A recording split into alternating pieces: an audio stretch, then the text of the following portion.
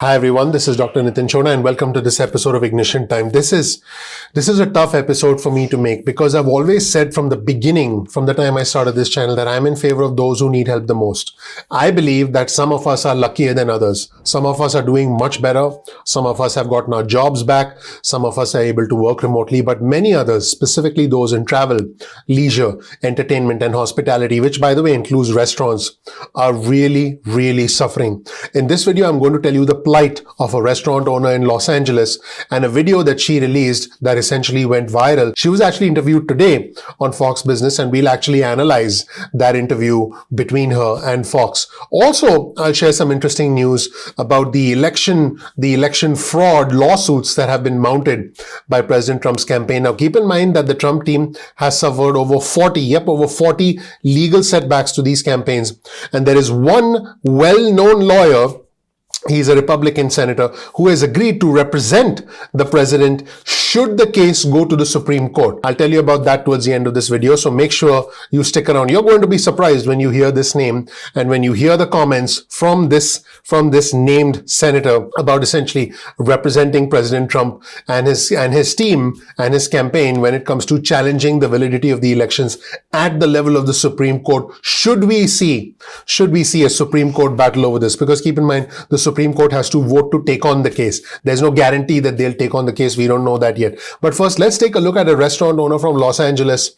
She said something that went viral. She spent thousands of dollars in setting up outdoor dining for her restaurant. And unfortunately, a movie crew, yep, you heard it right, a movie crew was essentially working right across from her. And that movie crew was able to eat outdoors, but she was asked to shut down her restaurant. This is a very devastating time for the economy. I've mentioned this before. I'll say it again. Travel, leisure, entertainment, and hospitality have been impacted. I did show you folks another video earlier on my channel where I talked about what was essentially a very heated argument on CNBC between the CNBC anchors about the fact that, big box retailers, we're talking the Home Depots of the world, are crowded. There are people shoulder to shoulder in Home Depot. But across the street, if you have a restaurant that, has outdoor dining, that restaurant, depending on which state you're in the country, has been shut down. Unfortunately, we don't have a perfect system, and this is a casualty of an imperfect system. It's horrible. It's terrible. Let's take a look at this restaurant owner from Los Angeles, what she said about the state of affairs. Let's roll the tape. Going viral for capturing the frustration felt by millions of small American business owners all across the country. Watch it. We cannot survive. My staff cannot survive. Look at this.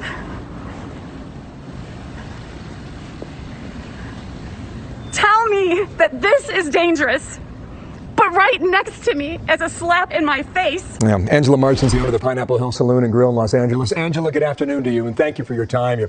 Your story is amazing. That online clip you found, just so viewers understand, a movie came in to set up the dining area for the workers on the movie. Yeah. That were removed by about 15 feet from where you spent thousands and thousands of dollars to try and feed people in the general public, and you were told to shut down, and they were as a colleague said earlier today, why didn't the film crew just pick up the food from your restaurant and help support you along the way? I think that would have been a compromise you would have certainly taken up on. I want to know why we can't get it right, because the movie theaters, they're saying our people are tested. We take temperatures. We have to show positive or negative tests. Otherwise, we operate within a bubble. I know you understand all that, but why can't we get this right? I've been asking that all along since this started. I mean, here we are, 9 or 10 months out? And yes, the numbers are spiking, but we all knew that was going to happen in the winter, right? So, I've been talking to some other restaurant owners to try to make suggestions to the county as far as why can't we have testing for our staff instead of paying unemployment and ruining people's lives. Start testing us. I mean, keep going. So sorry, there's interference, but okay. I go to a testing spot where I get a COVID test in 15 minutes off Ventura Boulevard. So why aren't there solutions to the problem rather than extremes of shutting people down and literally demolishing the community? Because that is what is going to happen. The stories I have heard, I could go on for days. I could put a business owner and tell you how many employees they've employed every single day for months, So I don't understand. I mean, we hire our politicians to think outside the box and to be here for times like this. And the solutions that they're giving is, it is worse, than the cure. And I hate to say that because it's not about politics, it's about people. A lot of people think about it. I was watching it with Neil a bit earlier today, and you said exactly that. It's all about the people. And I thought you were excellent just trying to relay your story and your message. The idea about that movie set setting up on your parking lot is absolutely moronic, and I'm sure the pain runs deep. But you mentioned our politicians. What could Washington do that could help people like you get to the other side? I mean, Bill, how can they come in for emergency votes over the post office and over, their pay, and we're still sitting here without a package? My employees, their unemployment has run out. They don't have unemployment left. My PPP was gone in 2 months. So this, one thing that they could have done, knowing that this was coming, is set the politics aside and worked together and passed a bill. It's outrageous that the politicalness of who what team is going to win has outweighed the lives of millions and millions of people across this country. And I mean lives, suicides, losing homes, losing businesses. And this is just the beginning. I mean, I keep telling people, wait till they pull the evictions, when they're allowed to pull the evictions. My staff, their rent, my rent is $1,800. If I couldn't pay my rent for 7 months, and now you're telling me I have to pay my rent, plus I have to pay, payments back on the back rent owed, and I'm trying to find a job in a community that no longer has businesses for me to find a job in. What do they think is going to happen? Let me know in the comment section below whether you agree with her comments or not. And she was specifically asked about what can actually be done. What would you say to your local lawmakers, to your local officials? And by the way, we'll see a response. If there's a response from a local official as well that you saw. We played that clip. But what's really important is I think that officials, whether it's the local mayor or the governor or the senator, congressman, going all the way up to the level of the president, they need to understand what we are feeling in the trenches. They need to understand that for us, it's about paying rent. You heard her mention that for this particular business owner, her rent is $1,800 a month. And she did mention that she hasn't paid rent for several months. So for us, it's about paying rent. It's about putting food on the table. It's about keeping the lights on. And it shouldn't be about other things. It should be a simple thing. But unfortunately, things are not so simple anymore. Let's take a look at the next segment of the interview with this restaurant owner. And I want to know what you folks think. I know a lot of your fire has been directed at the mayor of Los Angeles and the governor to lesser degree, but the mayor certainly. He put out this statement. I want to get to it. Eric Garcetti, my heart goes out to Ms. Marzin and the workers of the Pineapple Hill Saloon who have to comply with state and county public health restrictions that close outdoor dining. No one likes these restrictions, but I do support them as our hospital ICU beds fill to capacity and cases have increased by 500%. We must stop this virus before it kills thousands of more Angelinos. You know what the rule was? If a certain region hit 85% of capacity in the ICU, things had to shut down. 4 or 5 regions in California have reached that. To the mayor, you say what when you get that response? I have a few things to say. Number one is, please make, think about your legacy that you want to leave. That you guys knew in March, get the ship out. Reopen the things that you said in the beginning. You had all these places you turned into hospitals for hospital beds for overflow. The answer is not killing the community. There are a lot of people out here, I know a lot of people that have gotten COVID and they're doing just fine. And I know that some people, unfortunately, it isn't that way for them. And my heart goes out to them. Like I've been saying, I care about people. I went above and beyond in my patio, and so do all the other small business owners.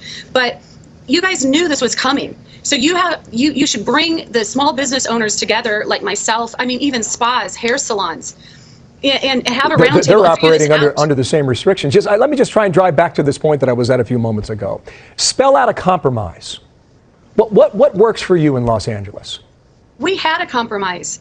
The outdoor dining, they don't have any proof that it was spreading through outdoor dining. So let me know what you think. Do you agree with her? Do you disagree with her? You can see how upset she was. You can see how badly her business, her employees have been impacted. And you can see her desperate appeal for some sort of a solution. And I do believe that she did a good job voicing what I consider to be the collective frustration of America. I know that many of my viewers and subscribers out there are experiencing a similar kind of pain, maybe not as much, maybe worse than she is. And I just wanted to share that to let you know that unfortunately, this is a state of affairs where, you're not alone, but hopefully we can emerge stronger from this. Speaking of emerging stronger, prominent Republican Senator Ted Cruz has said that he will represent the Trump team on the Supreme Court if the Supreme Court decides to take this case up. Let's take a look at some comments from Senator Cruz that he recently made to Fox. Let's roll the tape. Bill, good afternoon. Fox News has learned that if the Supreme Court decides to take up the case, a high-profile U.S. senator will be arguing in front of the high court.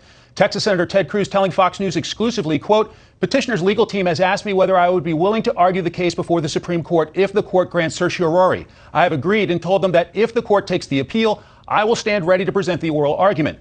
The case being brought by Republican Congressman Mike Kelly and congressional candidate Sean Parnell. They argue no excuse, mail-in voting is unconstitutional, so they're seeking to throw out those ballots in this presidential election.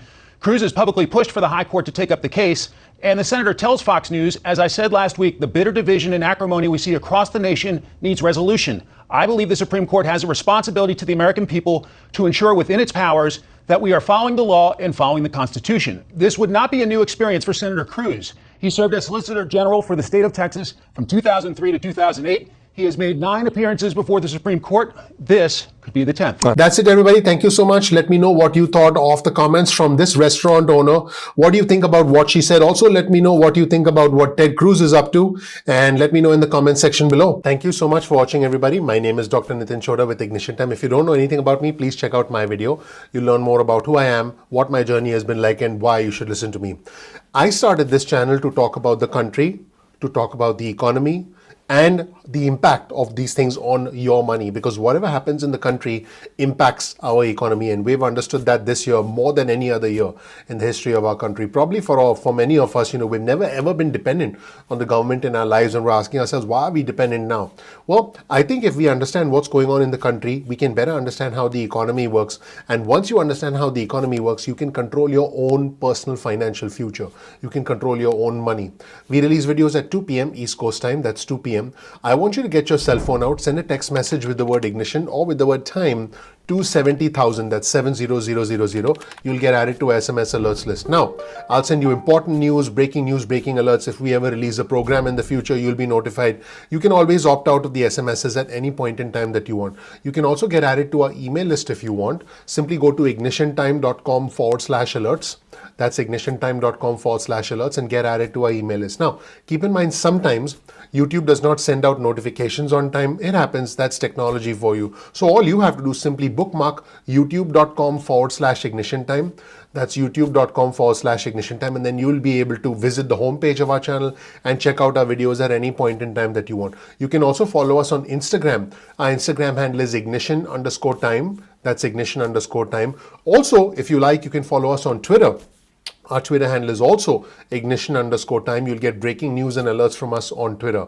Now, also remember that if you learn something new from this video, all I ask you, please click the like button. Please subscribe, please enable notifications. That would really mean a lot to me. That tells YouTube that you found the content helpful. That does help out the YouTube algorithm. Please share this video with friends and family. Also, please comment below, because when you comment, you get a chance to engage with our community. Our community is something I'm personally very proud of. We are bipartisan, we are intelligent, we are objective. Most importantly, we are all respectful of each other. And I think we all have a common goal, which is to help each other and understand what's going on so we can make better decisions about our own financial future. So that's where things stand, everybody. As always, you'll find a link to all of our resources in the description section below. I really appreciate you watching. I'm looking forward to seeing you in the next episode of Ignition Time. Take care. Bye.